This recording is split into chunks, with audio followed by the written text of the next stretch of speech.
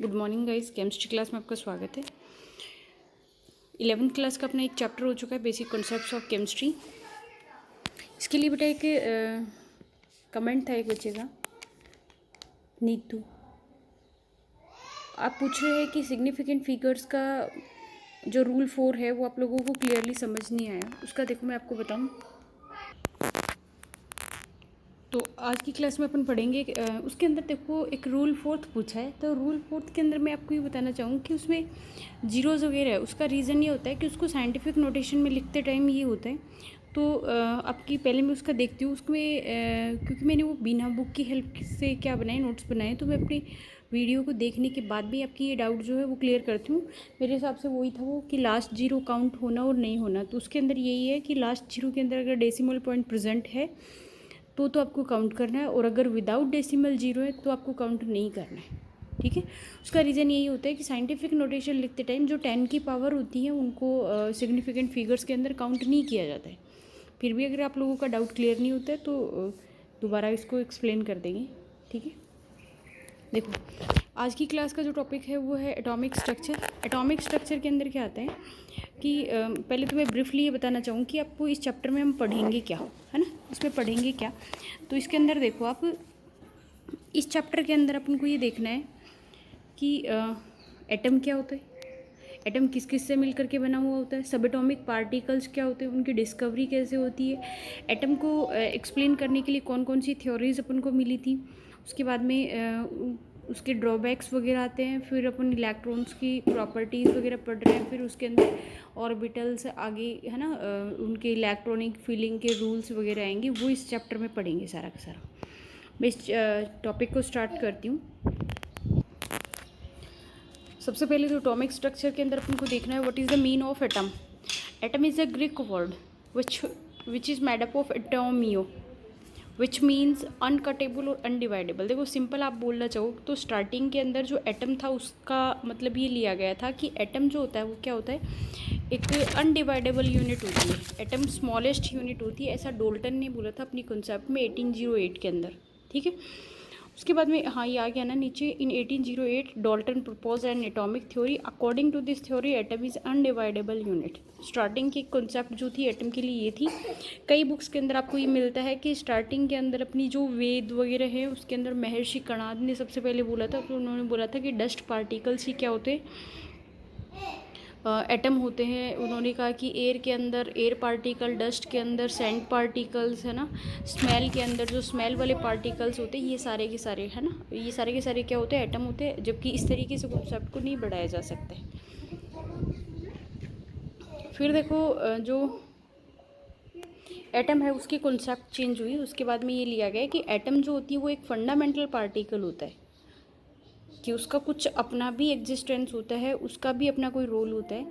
तो atom is a fundamental particle which is made up of electron, proton and neutron.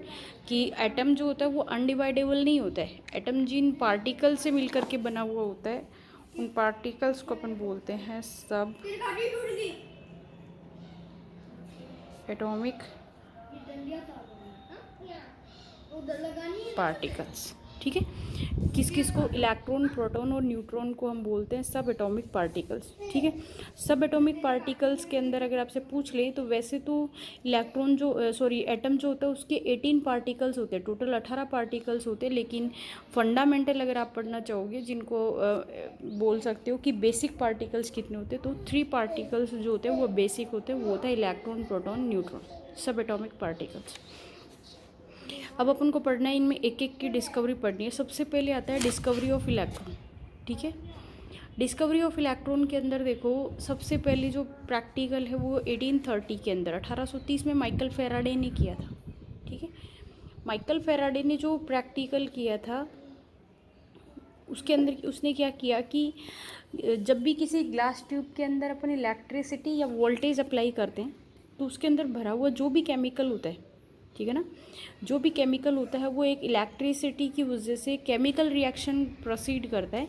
तो इन्होंने सबसे पहले अपनी जो थीम दी थी वो किस पे दी थी, इलेक्ट्रिकल नेचर ऑफ मैटर पे दी थी, कि किसी भी कंपाउंड के अंदर इलेक्ट्रिकल नेचर भी होती है। When electricity is pass through a solution of electrolyte a chemical reaction is proceed that is known as electrolysis. कि जब भी किसी सॉल्यूशन के अंदर अपन इलेक्ट्रिसिटी फ़्लो करते हैं तो उसके अंदर क्या होती है, इलेक्ट्रिसिटी फ़्लो करने से वो ब्रेक डाउन हो जाता है, उसको अपन बोलते हैं इलेक्ट्रोलाइसिस बोलते हैं, है ना। अब देखो रदरफोर्ड ने इलेक्ट्रॉन की डिस्कवरी के लिए एक प्रैक्टिकल किया था, उस प्रैक्टिकल को मैं एक्सप्लेन करना चाहूँगी। इसको देखो आप, ये जो प्रैक्टिकल है उसके अंदर क्या किया था, एक ग्लास ट्यूब होती है जिसकी लेंथ होती है 20 mm, 20 mm लंबी ग्लास की ट्यूब है। इस ग्लास ट्यूब के अंदर वैक्यूम पंप लगाया है, वैक्यूम क्रिएट किया है, यानी एयर भी एब्सेंट है यहाँ पे। दोनों जो एंड है उनके ऊपर वायर के थ्रू एक स्प्रिंग लगी हुई है। एक जो एंड है उसका कैथोड की तरह ट्रीट करेगा, दूसरा जो एंड है वो एनोड की तरह ट्रीट करेगा, और दोनों को एक सर्किट से ज्वाइन कर दिया।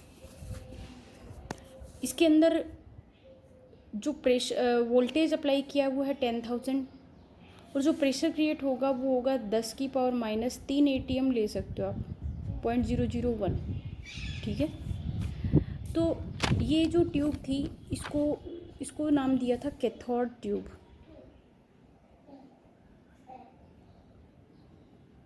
ठीक है।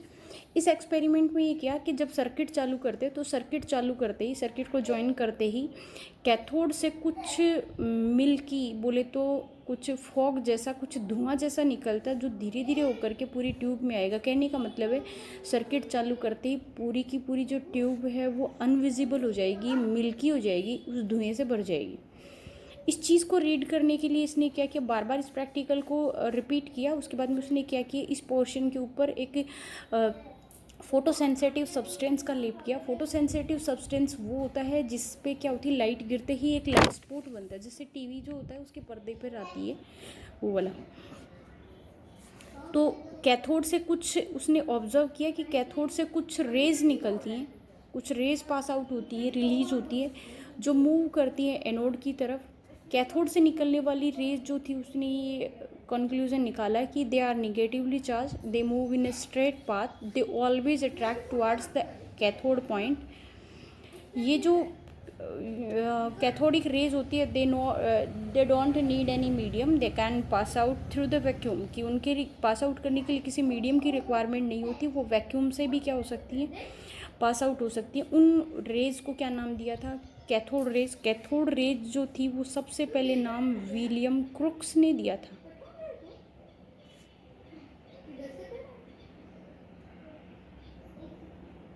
KRUKS एक्स्ट्रा फीचर है, याद रखना चाहो तो कर सकते हो। विलियम क्रुक्स कैथोडिक रेज नाम दिया था। कैथोड रेज का जो नाम दिया था वो किसने दिया था, विलियम क्रुक्स ने, या discovery of cathodic rays William Crookes. इसमें क्या किया है कि ये सारा मैटर वही है जो लिखा हुआ है, या फिर मैं बोल दूँ आपको, when high voltage is applied across the electrode current starts through, so the particles move from negative to positive pole, these are named as cathodic rays. Further these rays were checked by the photosensitive material ZNS, ठीक है। उसको बाद में उसको इसके ऊपर read कर लिया गया। फिर क्या करा, कैथोडिक रेज की नेचर क्या है, यहाँ से क्वेश्चन पूछा जाता है। कैथोडिक रेज जो होती है वो हमेशा मूव करती है, कहाँ से, कैथोड से एनोड की तरफ मूव करती है। दे move in a straight path, ठीक है ना, दे move in a straight path, हमेशा क्या करती है, स्ट्रेट पाथ के अंदर आती है। फिर क्या आती है, वो विजिबल नहीं होती है। नेक्स्ट होती है कि वो वैक्यूम के अंदर भी क्या कर सकती है, फ्लो हो सकती है। लास्ट में जो कैथोडिक रेज थी उन्हीं को नाम क्या दिया गया था, इलेक्ट्रॉन नाम दिया गया था, ठीक है। इलेक्ट्रॉन का जो नाम था वो सबसे पहले किसने दिया था, जे थॉमसन ने दिया था। तो discovery of electron J Thomson, discovery of cathodic rays William Crookes, है ना। अलग अलग फीचर्स है, अगला क्या पूछना चाह रहे उसी का आंसर देना आपको। तो इस प्रैक्टिकल से अपन ने इलेक्ट्रॉन्स की डिस्कवरी देखी है, और इलेक्ट्रॉन्स की डिस्कवरी के बाद में अपन ने क्या देखा है कि कैथोडिक रेज की प्रॉपर्टी क्या है। कैथोडिक रेज को ही हमने क्या बोला, इलेक्ट्रॉन बोला है। अब आपको याद रखनी है ये डाटा एज इट इज़, हमेशा याद रहना चाहिए। आज के बाद में चार्ज ऑन इलेक्ट्रॉन कितना होता है, इलेक्ट्रॉन निगेटिवली चार्ज पार्टिकल होता है, इसके ऊपर चार्ज होता है -1.6 × 10⁻19 कूलम, मास ऑफ इलेक्ट्रॉन होता है 9.1 इंटू 10⁻31 kg। अगर ग्राम में लेना चाहते हो तो 3 पावर कम कर देना, 9.1 इंटू 10⁻, कितना आ जाएगा 28, क्या 28 ग्राम। ग्राम में ले रहे हो तो 28 और किलोग्राम में ले रहे हो तो -31। ठीक है, कोई दिक्कत नहीं है दोनों में। नेक्स्ट आता है specific mass. Specific mass is the ratio of charge and mass. Specific mass किसको बोलते हैं? चार्ज और मास के रेशियो को हम स्पेसिफिक मास बोलते हैं। इलेक्ट्रॉन के लिए फाइंड आउट करना चाह रहे हो तो निकाल लो इलेक्ट्रॉन का चार्ज अपन इलेक्ट्रॉन का मास। ठीक है, इलेक्ट्रॉन के लिए निकालना चाह रहे हो तो इलेक्ट्रॉन का चार्ज कितना 1.6 इंटू 10⁻19 और मास कितना 9.1 इंटू 10⁻31 kg। दोनों को सॉल्व करने के बाद में जो वैल्यू आएगी वो आती है 1.7 10⁻11 कूलाम पर केजी। ध्यान रखें, पावर जब चेंज होती है तो डाटा चेंज होता है। कई बार कई बच्चे पूछते हैं कि मैम ये 11 नहीं है, ये 14 है, ये 13 है, तो जैसे कूलाम ठीक है, केजी और ग्राम के हिसाब से ये डाटा चेंज भी हो सकता है। तो आपको याद रखना है 1.75 इंटू 10⁻11, देन यूनिट किस में, कूलाम पर केजी के अंदर। नेक्स्ट जो आती है वो आती है discovery of proton and neutron. Discovery of proton and neutron में क्या हुआ, देखो यहाँ पे जो फिनोमिना रीड किया था, इस बार इस पर्दे के ऊपर क्या किया था, पेस्ट करके किया था। इस बार जो फिनोमिना है वो रिवर्स डायरेक्शन में देखा कि उन्होंने ये देखा कि जब अपन इस वोल्टेज को अप्लाई कर रहे हैं तो क्या हमेशा ही एक ही ट्रेजेडी होती है जो कैथोड से एनोड की तरफ जाती है, या फिर एनोड से भी ऐसा कुछ निकलता है जो कैथोड की तरफ जाता है। तो उन्होंने दूसरा प्रैक्टिकल रिवर्स डायरेक्शन में रीड किया, होता इधर से ही है। इस बार रीड कर इसको तो फ्री छोड़ दिया और इस बार जो फोटो सेंसिटिव सब्सटेंस है उसको कहाँ पे लगाया, यहाँ पे लगाया, और इस बार इस पोल के ऊपर जो आएंगी उसको रीड किया। ठीक है, तो in 1836 Goldstein discovered that is new kind of rays that are found when cathodic rays experiment was reversed। ठीक है, यही बोला मैंने। he found that some rays travel in opposite direction to the cathodic rays। ठीक है, कि anode से भी कुछ रेज निकलती हैं जो अपोजिट डायरेक्शन में आती है। They are name as canal rays और एनोड रेज। कैथोड से निकलने वाली रेज कौन सी है, कैथोडिक रेज है, और एनोड से निकलने वाली रेज को आप एनोडिक रेज भी बोल सकते हो, और उसका दूसरा नाम क्या होता है, केनाल रेज भी होता है।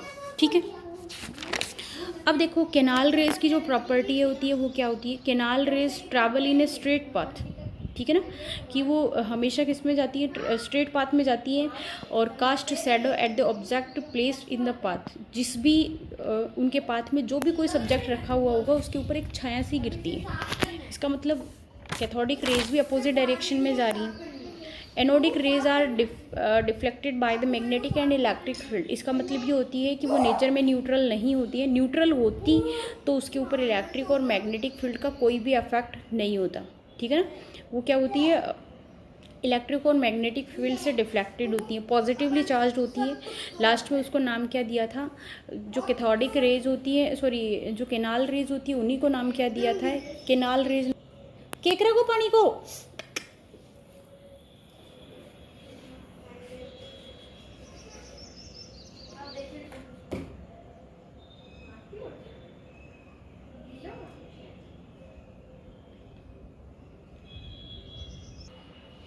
सॉरी, हाँ इस चीज़ को देखो, एक्स्ट्रा फीचर ये था, behaviour of canal raise depends on nature of the substance which is used in the glass tube.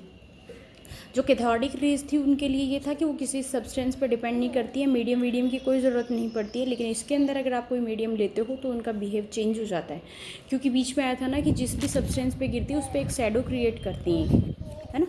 तो इसलिए इनका जो बिहेव होगा वो सब्सटेंस की नेचर के ऊपर डिपेंड करेगा।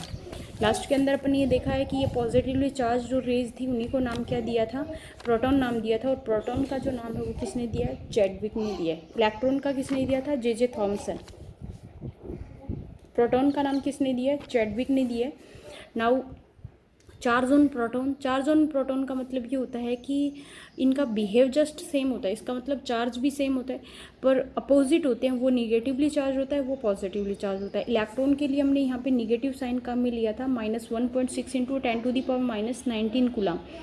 अब अपन पढ़ रहे हैं प्रोटॉन का चार्ज, तो प्रोटॉन के चार्ज का कितना होता है, 1 प्लस को लिखते नहीं है, 1.6 इंटू 10⁻−19 कूलम। देन आता है mass of proton. Mass of proton आता है 1.672। तीनों डिजिट याद रखनी है बेटा, क्योंकि नेक्स्ट जो न्यूट्रॉन आएगा वहाँ पे 675 आता है, तो 3 डिजिट तक याद रखना आपको, ये इंपॉर्टेंट है। 1.672 इंटू 10⁻27 kg। किलोग्राम में तब कितना है 27, 24 लोगे तो किस में आ जाएगा, ग्राम में आ जाएगा। ठीक है ना। पावर देखते टाइम आप ये भी ध्यान रखें कि पावर अगर कम ज़्यादा है तो यूनिट किस में। ठीक है। नेक्स्ट क्या है, नेक्स्ट है न्यूट्रॉन। न्यूट्रॉन का क्या होता है, न्यूट्रॉन एक न्यूट्रल पार्टिकल होता है जो किस में प्रेजेंट होता है, न्यूक्लियस में प्रेजेंट होता है।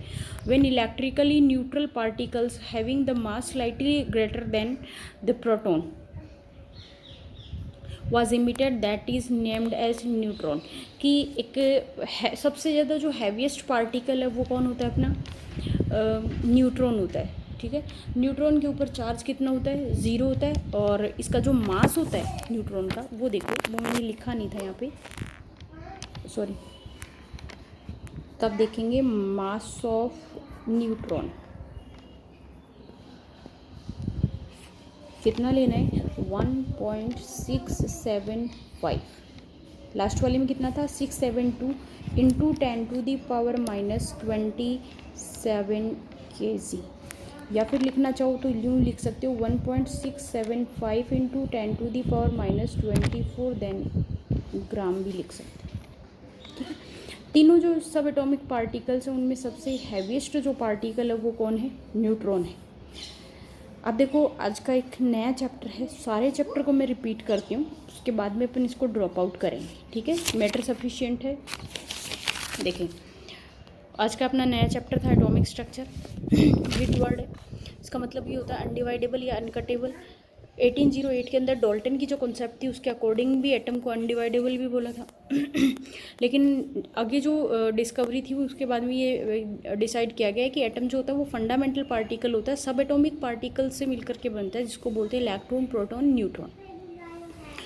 देन हमने देखा है discovery of electron. Discovery of electron सबसे पहले माइकल फैराडे ने एक एक्सपेरिमेंट प्रपोज किया था, जिसके अंदर इन्होंने क्या बोला कि इलेक्ट्रिसिटी को फ्लो करके एक जो कैथोड ट्यूब एक्सपेरिमेंट था वो दिया था, उसके बेसिस पे उन्होंने कैथोड रेज की डिस्कवरी करी थी। कैथोड रेज की उसके बारे में प्रॉपर्टी आती है कि कैथोडिक जो रेज होती है वो किस में जाती है, स्ट्रेट पाथ में जाती है, कैथोड से एनोड की तरफ जा रही है, वैक्यूम में भी चल सकती हैं, है ना, और जो सब्सटेंस होता है उसकी नेचर पे डिपेंड नहीं करती है। लास्ट में जो कैथोडिक रेज होती है उन्हीं को क्या नाम दिया था, इलेक्ट्रॉन नाम दिया था। ठीक है। इसके बाद में क्या था, इलेक्ट्रॉन नाम दिया था। इलेक्ट्रॉन का जो नाम था वो जे थॉमसन ने दिया था। बीच में मैंने ये बताया था विलियम क्रुक्स ने कैथोडिक रेज का क्या किया था, डिस्कवरी की थी। फिर आपको याद रखना है चार्ज ऑन इलेक्ट्रॉन इतना होता है। ठीक है। कितना, 1.67 इंटू 10⁻⁻19, बट ये है किसका, माइनस का। और मास ऑफ इलेक्ट्रॉन कितना है, 9.1 इंटू 10⁻31 kg। ठीक है। उसके बाद में क्या रखना है, स्पेसिफिक मास E/m होता है, 1.75 into 10⁻11 ratio of charge and mass. फिर discovery of proton and neutron आती है। प्रोटॉन और न्यूट्रॉन की डिस्कवरी के अंदर इस प्रैक्टिकल को क्या किया है, रिवर्स डायरेक्शन में रीड करके देखा है। रिवर्स डायरेक्शन में रीड करने के बाद में केनाल रेज की डिस्कवरी हुई। केनाल रेज की प्रॉपर्टीज़ देखी है। फिर अपने लास्ट में देखा है कि जो केनाल रेज होती है उसी को नाम क्या दिया, चैडविक ने प्रोटॉन नाम दिया। प्रोटॉन के ऊपर और इलेक्ट्रॉन के ऊपर चार्ज सेम होता है, लेकिन नेचर में क्या होता है, अपोजिट होता है। इलेक्ट्रॉन निगेटिवली चार्ज पार्टिकल होता है, जबकि प्रोटॉन कैसा होता है, पॉजिटिवली चार्ज पार्टिकल होता है। फिर इनकी वैल्यू याद रखनी है आपको दोनों ही। मास के अंदर मैंने कमेंट किया कि 3 डिजिट तक याद रखना है, क्योंकि जो न्यूट्रॉन का मास होता है और प्रोटॉन का मास होता है उसमें बिल्कुल माइनर सा फ़र्क होता है। न्यूट्रॉन हैवियर पार्टिकल होता है, जबकि प्रोटॉन क्या होता है, लाइटर पार्टिकल होता है। तो याद रखना 1.672 इंटू 10⁻⁻27 kg तक। ठीक है। अब देखो नेक्स्ट जो है वो है न्यूट्रॉन। न्यूट्रॉन के अंदर आपको याद रखना है, न्यूट्रॉन जो है वो न्यूट्रल पार्टिकल है और न्यूक्लियस में प्रेजेंट होता है, प्रोटॉन के साथ में होता है, और स्लाइटली क्या होता है, हैवियर पार्टिकल होता है। इसके ऊपर चार्ज तो 0 होता है, लेकिन इसका मास कितना होता है, 1.675 इंटू 10⁻⁻27 kg। ठीक है। और अगर आप ग्राम में लेना चाह रहे हो तो ले सकते हो 1.675 इंटू 24 kg। अब देखो आज की क्लास में अपन ने क्या देखा, सब एटॉमिक पार्टिकल्स देख लिए, इलेक्ट्रॉन, प्रोटॉन, न्यूट्रॉन। उसके बाद में क्या हुआ, रिकमेंडेशन ये हुई कि एक जो एटम होता है उसकी जो रेफरेंस साइज़ है वो क्या होती है, उसे इतनी छोटी सी साइज़ के अंदर इलेक्ट्रॉन, प्रोटॉन, न्यूट्रॉन किस तरीके से एग्जिस्ट करते हैं। तो लोगों ने अपनी अपनी थीम बताई, उसके लिए बहुत सारे एटॉमिक मॉडल प्रपोज करे गए। किसी ने कहा कि एटम इस तरीके का होता है, किसी ने कुछ डिस्कवरी दी है। तो उसकी अपनी सीक्वेंस के अंदर 3-4 मॉडल आप लोगों के सिलेबस में, जिसमें थॉमसन मॉडल पढ़ना है, रदरफोर्ड मॉडल पढ़ना है, उसके बाद में नील्स बोर मॉडल है, उसके बाद में सोमरफेल्ड मॉडल है, हाइजेनबर्ग प्रिंसिपल है ना। ये सारे मॉडल्स पढ़ने के बाद में अपन क्या करेंगे, कंप्लीट एटम की डिस्कवरी देखेंगे। तो कल का जो अपना टॉपिक रहेगा वो रहेगा एटॉमिक मॉडल्स। ठीक है, थैंक्स। आज की क्लास के अंदर सफिशिएंट है। I have to drop the class. Have a nice day बेटा।